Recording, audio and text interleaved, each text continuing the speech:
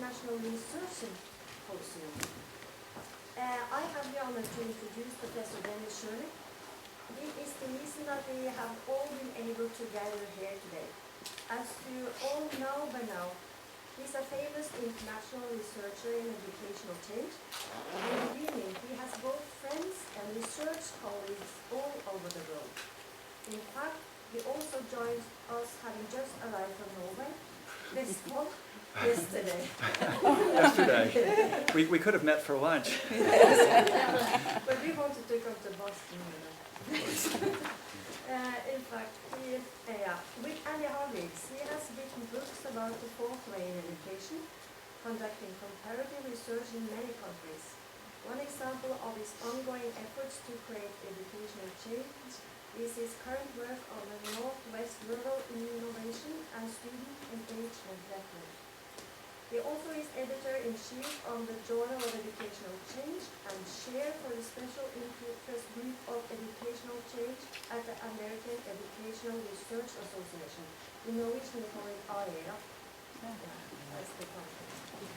As an international researcher and traveler, he loves to learn different languages and is particularly fond of Italy, keeping his Duolingo app available to take advantage of any spare moments to learn new words in Italian. I'm impressed by his engagement, enthusiasm, and his constant eagerness to energize, discourse, and address the big questions in education with new approaches. Dr. Dennis Shirley and I met in Oslo because I wanted to meet the researcher behind all of this impressive international work on educational change. I attended a lecture that he was giving for the Education Association in Norway and asked him if there would be any opportunity to come to Boston College as a visiting scholar.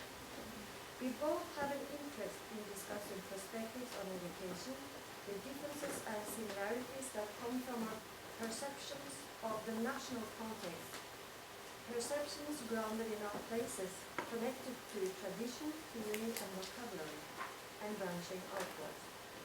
Through the process of reading each other's texts and giving and receiving feedback, I've realized that to write interesting articles for an international audience do not only depend on your English skills, your proofreader, or familiarizing yourselves with the journal in which you want to submit your paper, but also on how you tune into the perspective of your audience. This is my hope for this symposium, to understand how you perceive issues in education, what concepts you are using, what you find hard to understand, what you find most interesting. I'm so happy to be able to start this symposium, so please join me in thanking the man that has made it possible, Professor Dennis Shirley.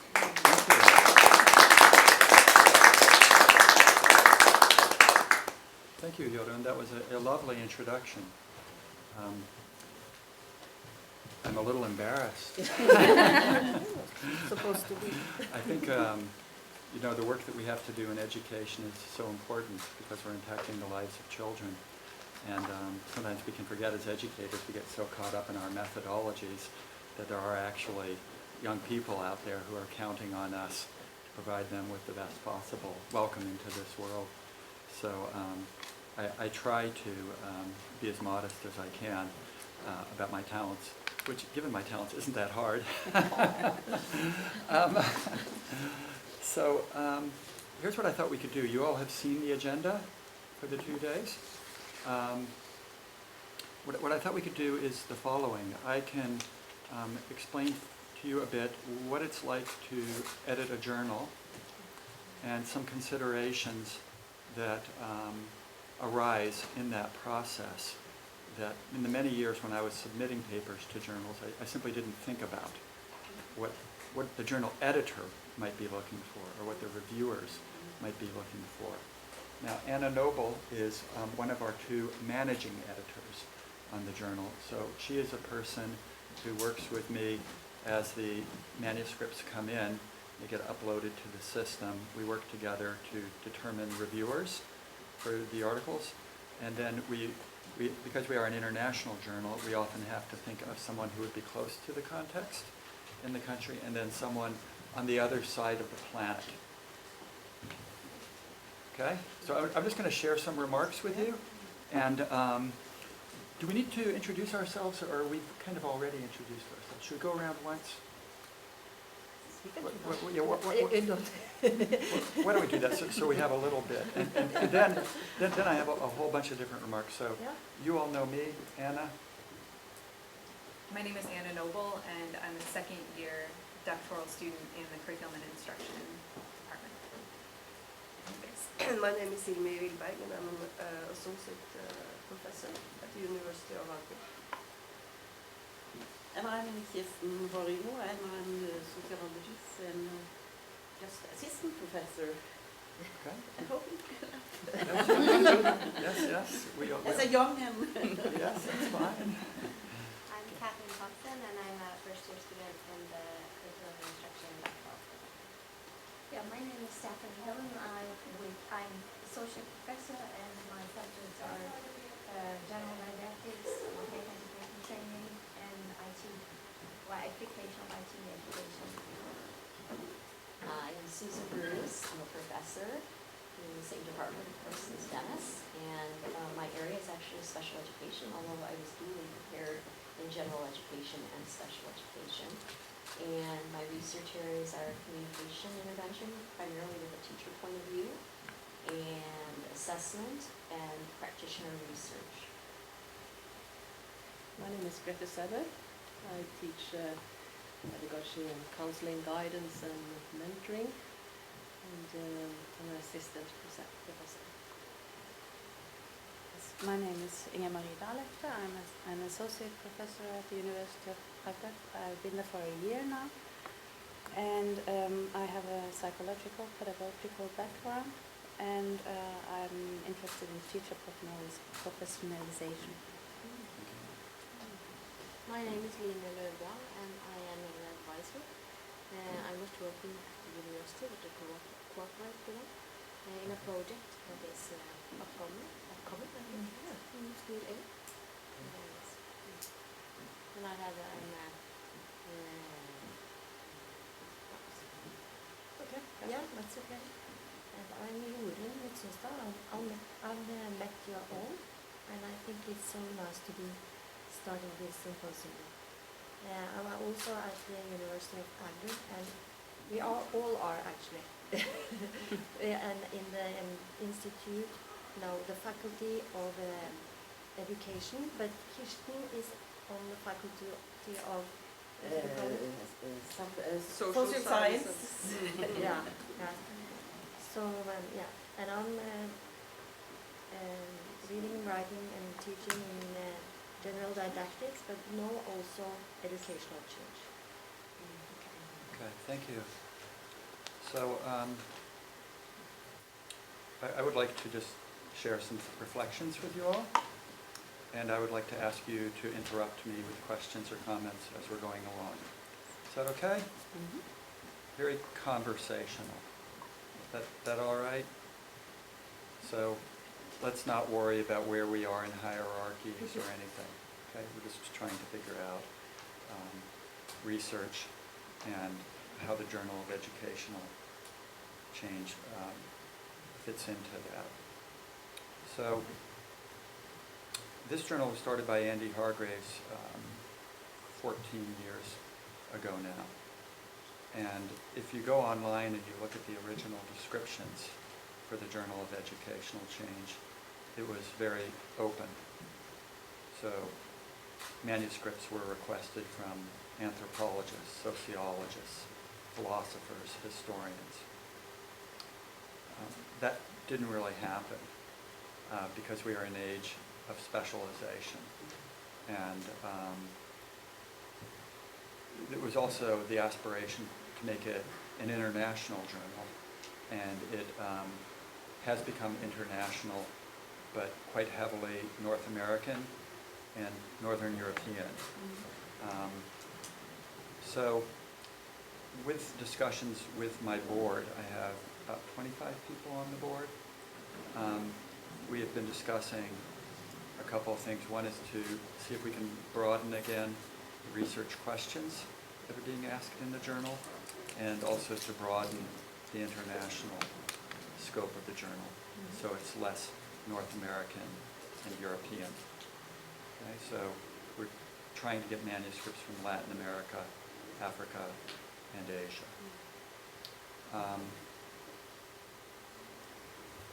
There's a reason we're trying to do that. Europe and North America is maybe 15%, 14% of the whole human race. And we've been blessed with greater economic prosperity, but now we're aware of the changing nature of populations. And we want to make a contribution to a better world through supporting and bringing in scholars from many different domains. Okay. What does this mean for you or for North American colleagues? One of the things that it means a lot, and so I would ask you to pay very careful attention to with this journal or any other international journals, is that if you can, be keenly aware of what is specific to your own national or regional context and how it might need to be translated to people in other venues. Just a couple of examples of that. So didactics. Yeah. This is, we were talking, Stephanie, about false friends, right? False cognates. Like if you're embarrassed in the United States, that means you're a little ashamed, but if you're embarazada in Latin America, that means you're pregnant. So many Americans have been in Mexico and have said, "Yo soy muy embarazada." And they say, "You're a man, you're pregnant. This is amazing." So didactics is an excellent example of a false cognate, because in English we often use didactic to mean the opposite of what it means in continental didactics. It means kind of lecturing, not paying attention, one-way transmission model of education. Whereas the way that I understand didactics, it's really about the opposite. It's more about the whole constellation of relationships. Right? So you have subject matter didactics. How do you approach the teaching of history or physics or biology? And then you have general didactics, which is how do all these different subjects relate and contribute to Bildung. Am I doing okay? Yeah, very nice. Okay. I think it's really good. Okay, Bildung is another term. We don't know this term in North America. Now you're at a Jesuit and a Catholic university where we are familiar with the term formatio. Formatio, so the formation of the learner. But in the Catholic tradition, formatio is collective. Bildung is often about the individual finding her or his own path to self-realization. It's more Protestant.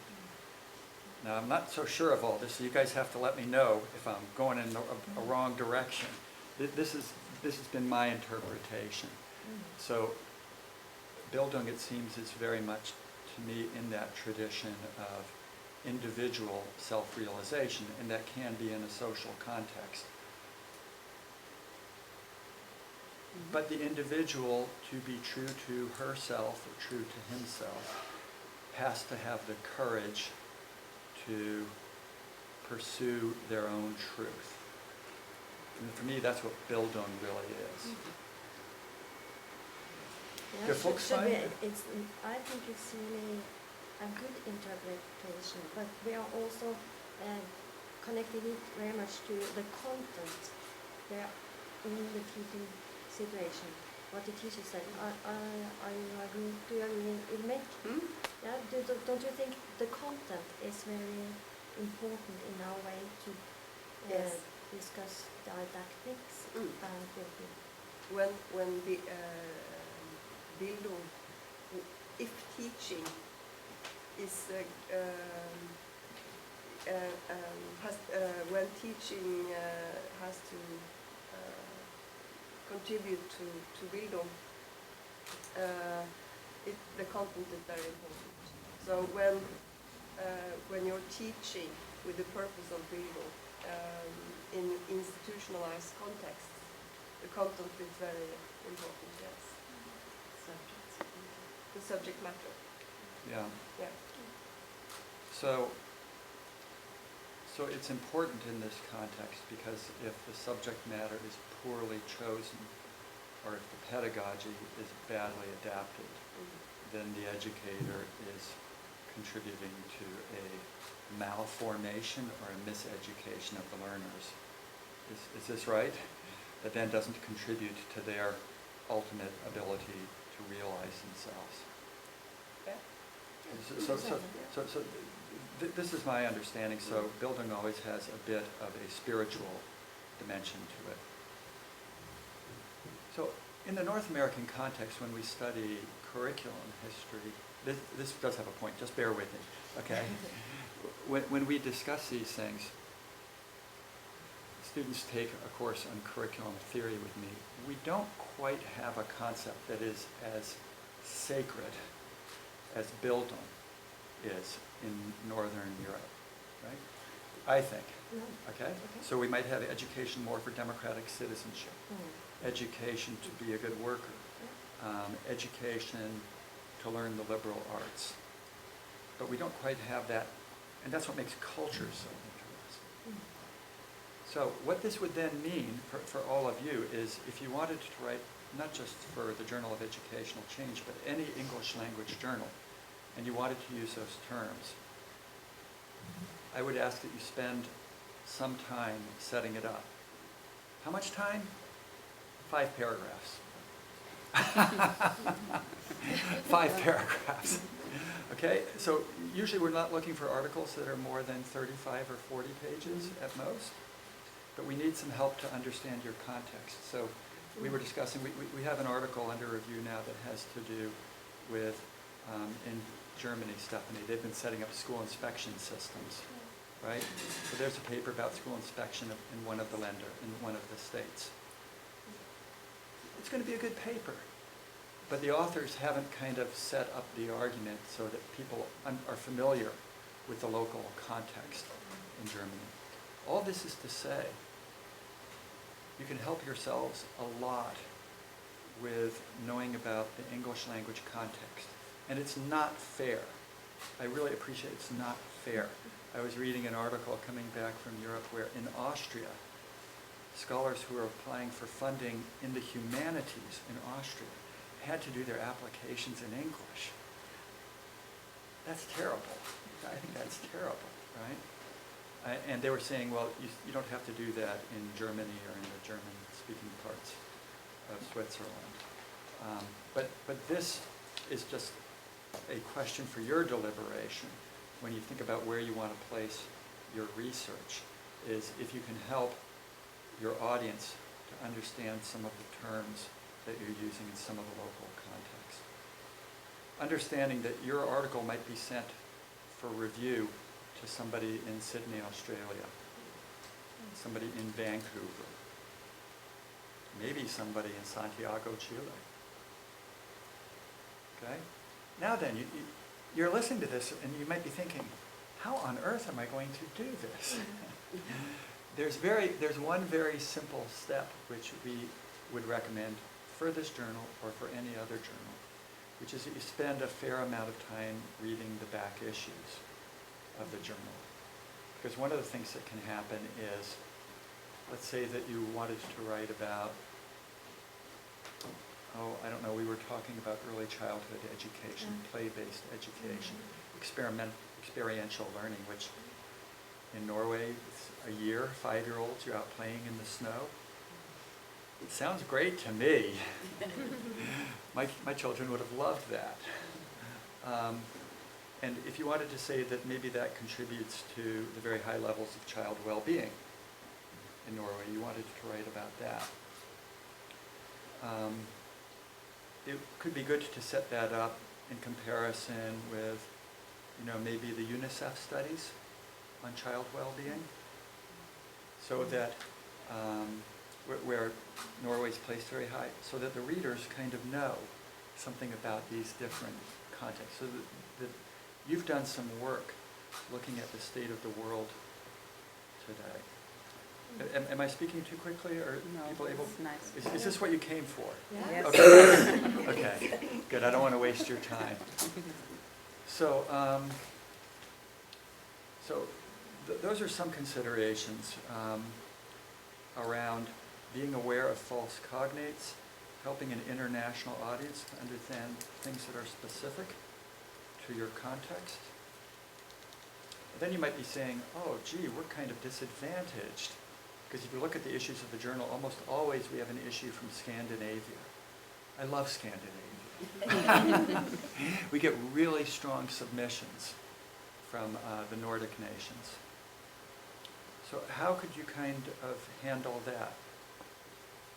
Well, one of the things that you could be adventuresome with, we have to be adventuresome for this new phase, would be that you find another scholar in another context or two who is writing about similar issues. Okay, so if you're writing about biology didactics in the lower secondary school in Norway, you find somebody who's working in that area in a couple of other contexts. Okay? I hate to refer to these things. There's this horrible thing going on in our world now where everything's measured all the time, which I think is impoverishing our discourse. But especially for those of you who are assistant professors, you have to be realistic. You have to think of these things. You generally get more citations if there's a couple of you who are authoring a piece, which is tricky because when you go up for tenure, they also want to know what you can do by yourself. But we tend to get excited when we have pieces that are international and cross-cultural, if it's possible to do that. Where would you meet people who could work with that? At conferences. Right, so the European Educational Research Association, I guess, is meeting in Dublin next summer. That's not too far from you. And people from all over the world go to present there.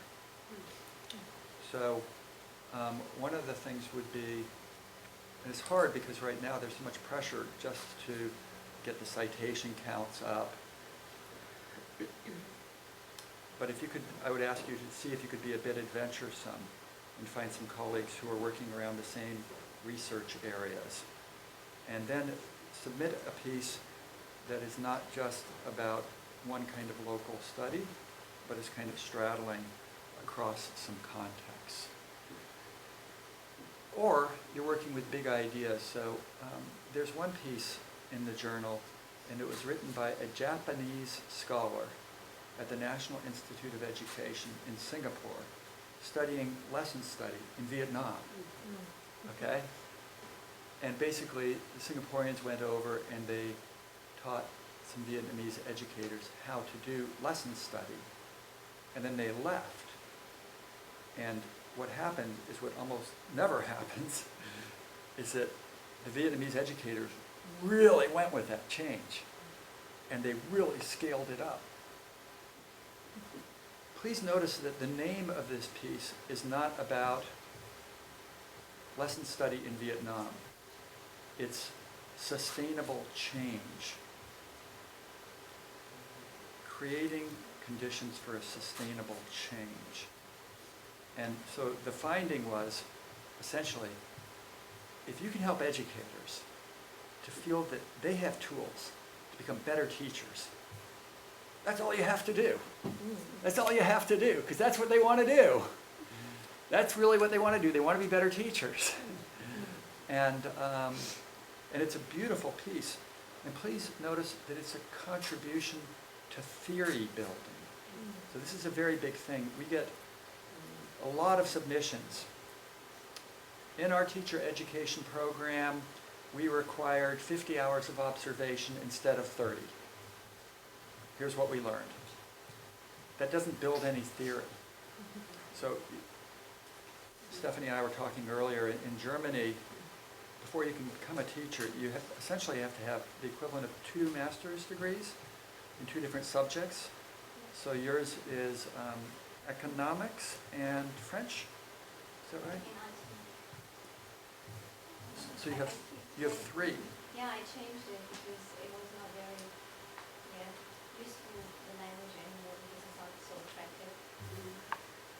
Well, this is a barbaric age if French is not attractive. Yeah, because English and Italian and Spanish. Spanish is right now the most interesting language to be honest. In Germany? Yes. Why is that? Yeah, it's because it looks like on the first glance that Spanish is easier to learn. It's phonetic, And yeah. also, the amount of people who speak Spanish is much higher than people speaking Yes, yes. French, sorry. And the Northern Europeans go to Spain on holiday. Yeah, that's great. It's important in Norway. Yeah, to get away from the long winters. Right? Yeah. So anyway, I have this theory. You've read it in my manuscript for the new book, that Germany had this PISA shock back in 2000, it was. And it's one of the few countries where every 3 years it keeps improving.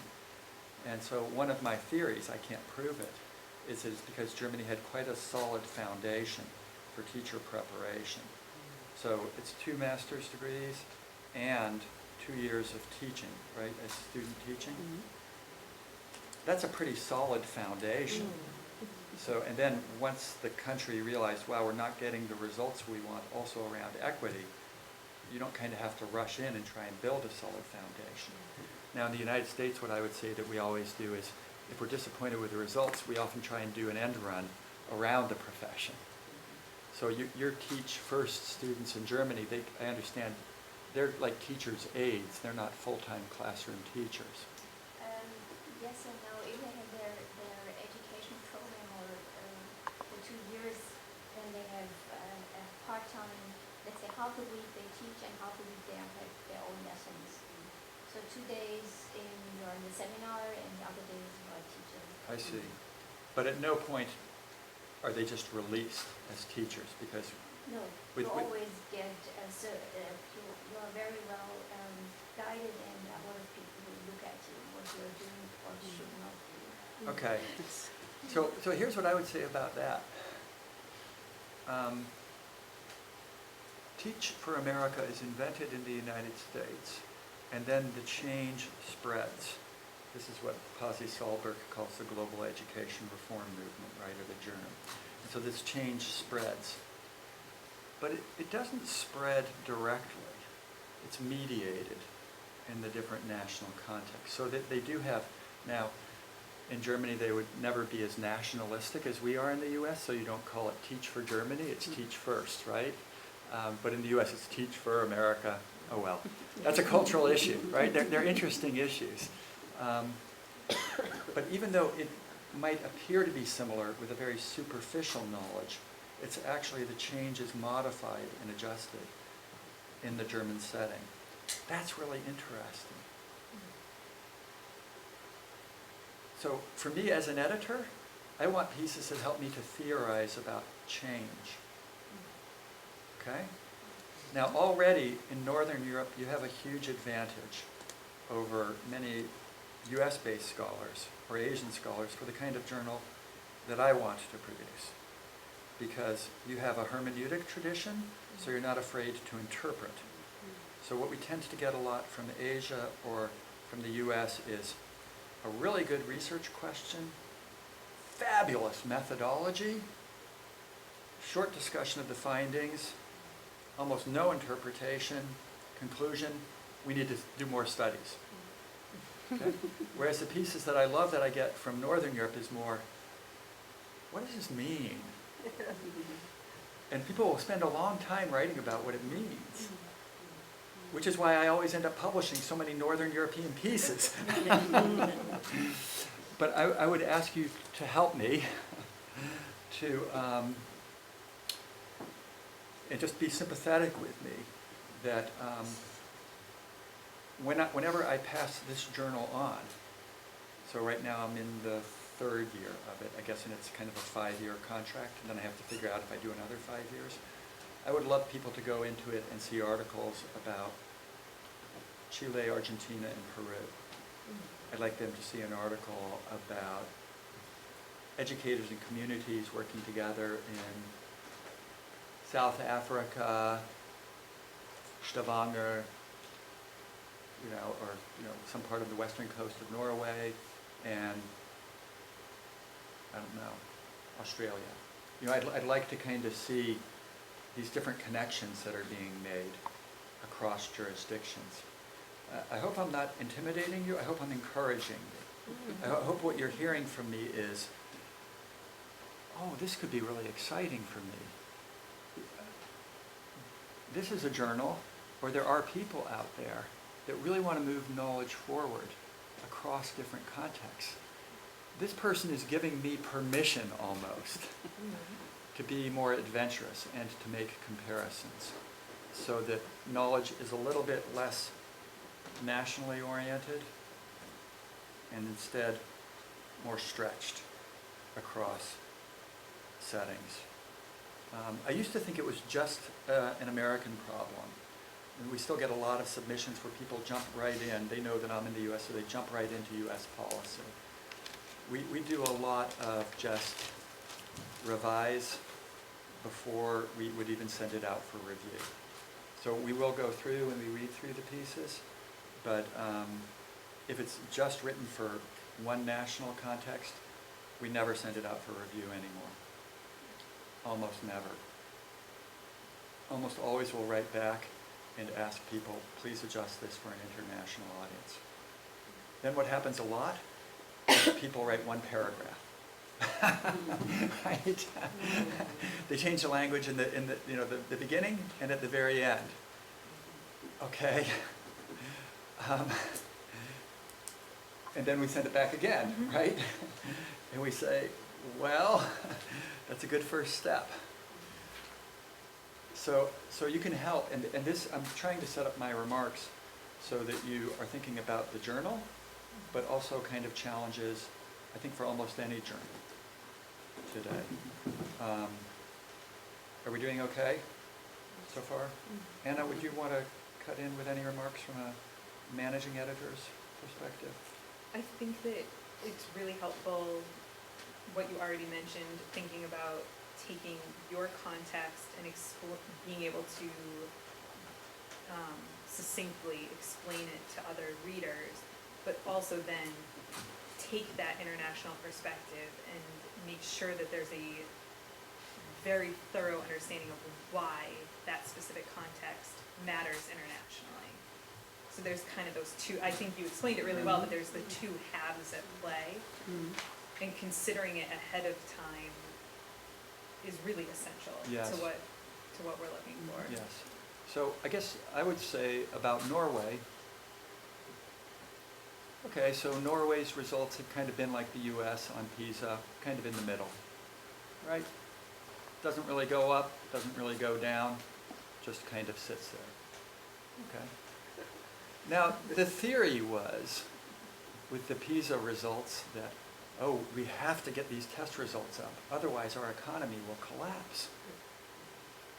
But that was 15 years ago. Has your economy collapsed?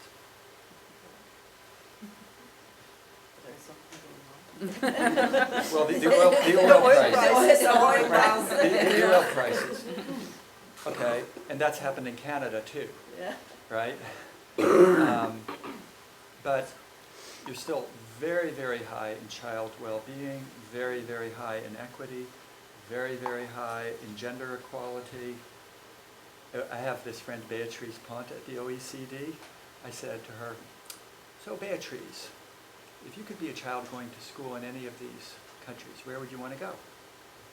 She said, Norway. But that's because I was sitting there, wasn't it? No. You think she was just being polite? No, I don't. No, I think that she thought, these people have really got a good sense of balance. The children like school, right? That's what they say. They like their educators. It's humanistic. You're outdoors. 1 out of every 6 or 7 people in Norway is a hiker, right? Belongs to that national hiking group. It's a great quality of life. What a great place to be. And I think she might think, well, Sweden would be really good, but their results really have declined because of some of the things they've done with markets. and Finland could be good, but they're kind of insular, more inward looking. And so she, yeah, Norway. And then,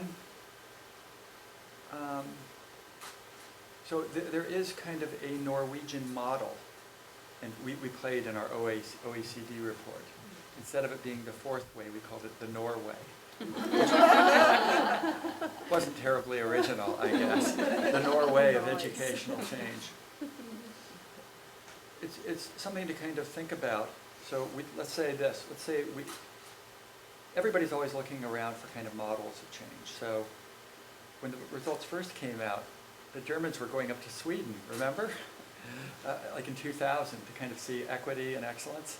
And but then Sweden has had all these new public management reforms, and the results have really caved in. It's been very tumultuous.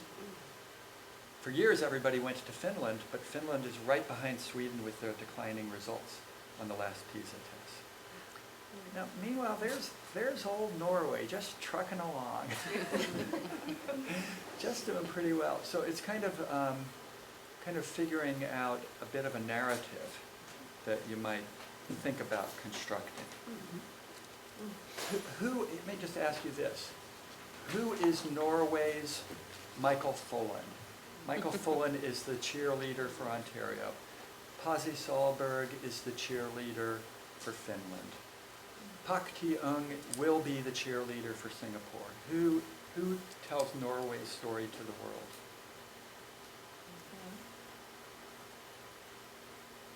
So this is okay. This is okay. But it would kind of be an interesting thing to be thinking about.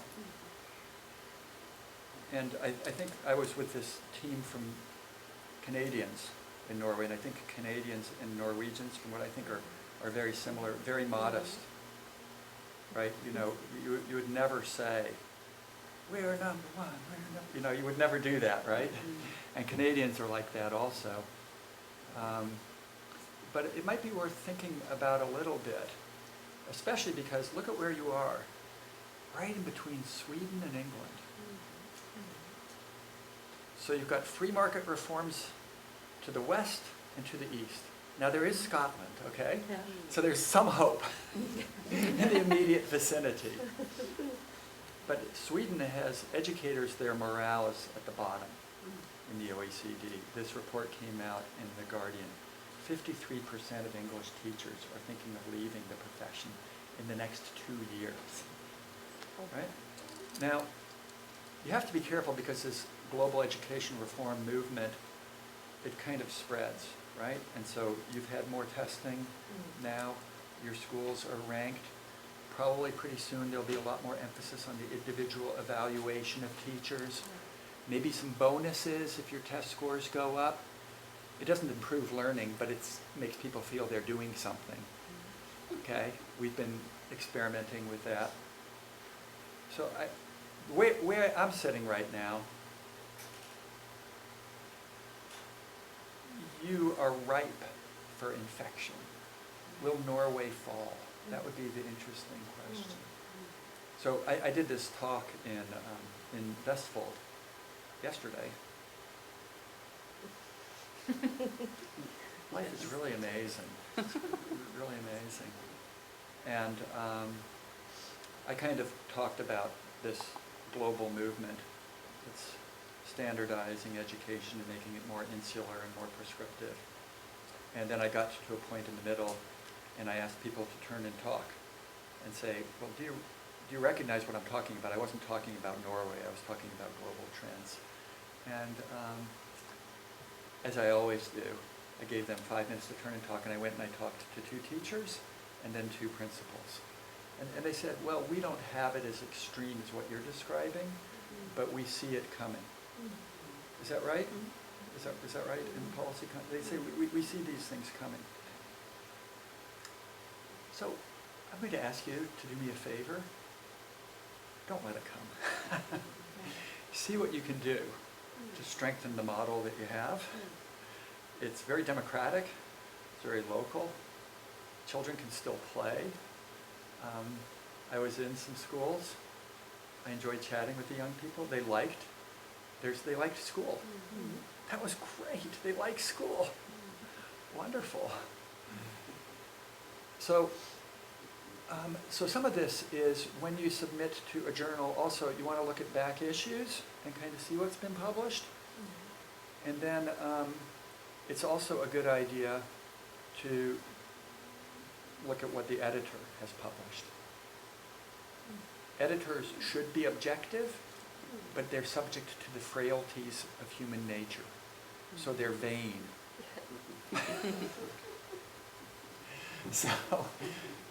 So sometimes I'll kind of get a piece that's kind of describing global trends in educational change. And it might refer to McKinsey, and it refers to the OECD, right?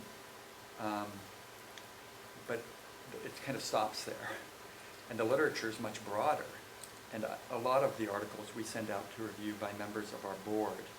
So you can kind of look at the members of the board and what they've published. Something that's, well, it's not fatal for an article, but we recently had an article that was submitted about tracking in secondary schools. And we sent it out to one of the top scholars in the US. And this top scholar, fortunately, does not have a huge ego, right? And she gave the article, she had some good recommendations. But she did say, this article should probably read and cite this research. And it was her research, right? Because some people will just look and they'll say, this is my area of expertise. I spent 45 years working on this. And this person doesn't even know it. Reject. So these are things to kind of think about also. You really, and the only way to kind of get that kind of knowledge, I suppose, is by doing the hard, lonely work of making sure you really have a good literature review at one point, and that you really, if it goes out for review to one of those top people, that they won't just kind of cut it off. So what we're really thinking about here then is that a journal has a culture. A lot of it has to do with the culture of that is created, or the network that is created by whoever the editor is.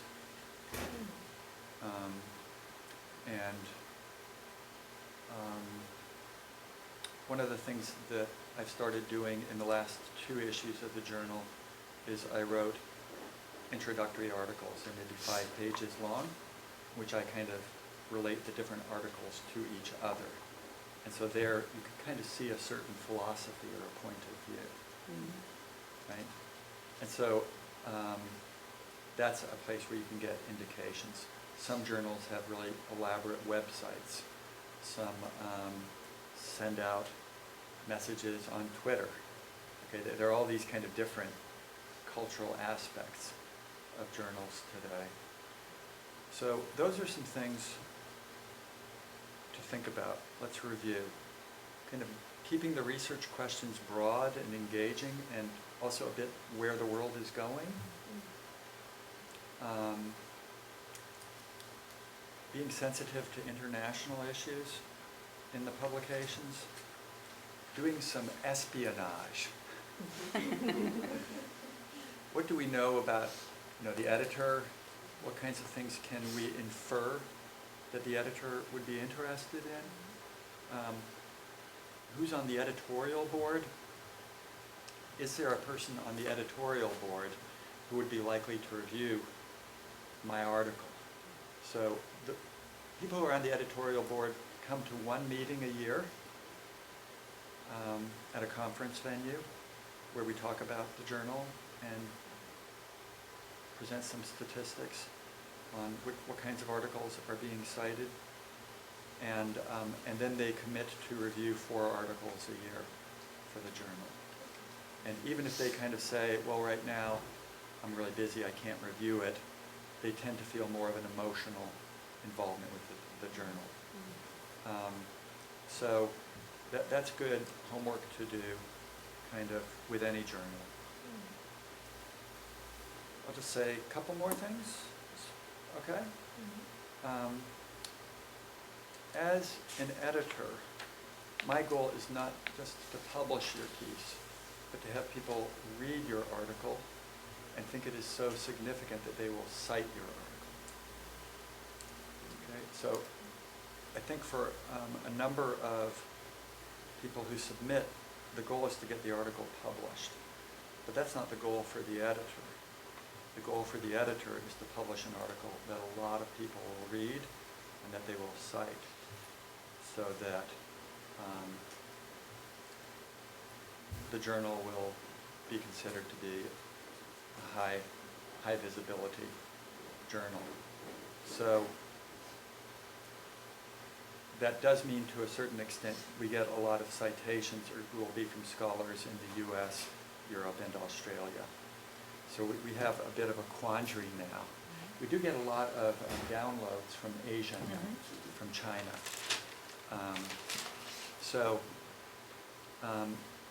If you can be thinking about that with your article, like, because we get information on the citation counts from the articles, and it's, some of them almost nobody ever cites, right? That's not good for the journal. We only publish about 24 articles a year, so every article has to somehow be topical. Now, I want you to know we struggle with this. We have long debates and sleepless nights because I really know that there is a lot of just good basic research that has to get done, and sometimes it's on important or controversial issues that are not very high up in the agenda of policy debates, for example. So we spend a lot of time. We recently did one, it was Norwegian, on anti-bullying initiatives and research on anti-bullying initiatives in Norway. That went through many different stages in the process of review. But rather than just discuss stages in the process of review, what I thought we could do right now is we have an author who, Corey's piece has come out, hasn't it, online? So Corey Stone Johnson is a professor at the State University of New York in Buffalo, and she submitted an article that I think went through 3 stages in the review process. And she's agreed to Skype in with us to talk about that submission for 15 minutes. Is that okay? That's nice. Okay, so then, because that way I think it's a little bit more real for you about kind of the process. So can we switch on over there to